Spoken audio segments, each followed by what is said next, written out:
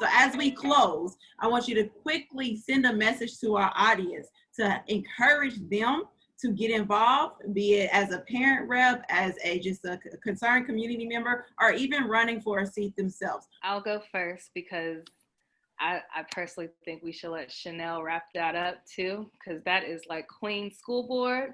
But basically what I want to say to everyone who is watching is just reinforcing that school boards hold so much power when it comes to the outcomes and the opportunities for our students that we serve. And so when we educate more people about the power in their voices and also bringing it to your local school board, you can truly change the narrative. Some of you should probably consider running for office yourself. I cannot say that enough. You can run. And everything is political, and you're going to come across people, whether they are your teachers, your school boards, who may be there for self-serving reasons, but unfortunately that's the part of this work. You find those people, you point them out, and you call them out, and you get them out. Take their seats. Whoa. Yes. Again, hard to follow. Yeah, I mean, I would just echo what Ashley said, right? So I never really had an interest in a political career at all. It was not something that I ever thought about. I went to school to be an educator, but when I decided to run, I was actually encouraged to run. Someone said, Corinne, you just graduated from that school. You're in classrooms. I was working in a neighboring district. You know what students need, and you are willing to listen and really advocate for what they say they want and what they need. So growing up, my mother always told me, if you're not part of the solution, you're part of the problem. So take your voice, use it, and apply it in this way that can help others. And for those who may not believe that you can do it, like I said, I didn't really want to be in a political elected position at all, but I was encouraged to do so. I got out there, I knocked on the doors, I met people in the community, I heard what they had to say. We did phone banking. So the year that I ran, we doubled the voter turnout. People were not paying attention to school board. People didn't know what the school board was. But that year that I ran and I knocked on those doors and I talked to my people, we had like I said, doubled the voter turnout. The year prior, it was 900. The year that I ran, we had 1,800 show up to the polls.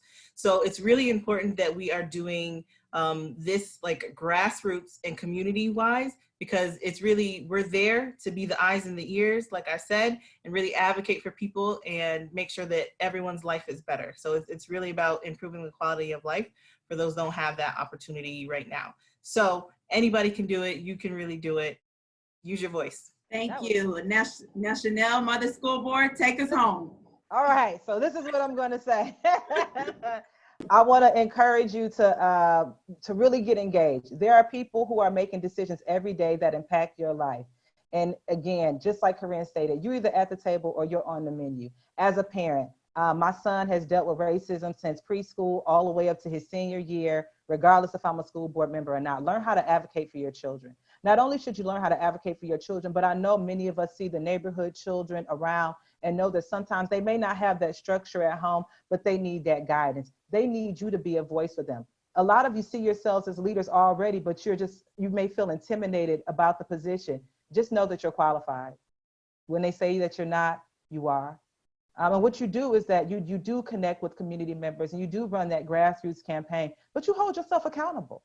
Each of us took an oath of office and said that we are going to do everything we can within the law to make sure that our children have the best experience. That means that you can go above and beyond. And if you have resources and you're connected in the community, bring those resources to your school district. Understand the system so that you can work the system and flip the system so that it's going to not oppress people, but it's going to empower people. Remember, it all starts with the spark within us to clearly be able to be the change that it is that we wish to see, but we have to have the courage. And it's going to take that courage of you standing up and that courage of you making yourself very knowledgeable and aware to know that you can make a difference. And I just encourage you to be involved. And I encourage parents to consider running for office. And I encourage you to vote, because just as Corinne said, these down ballot races, those are the people that are closest to you. Please educate yourselves about the candidates and also make sure that you exercise your right to vote. Thank you.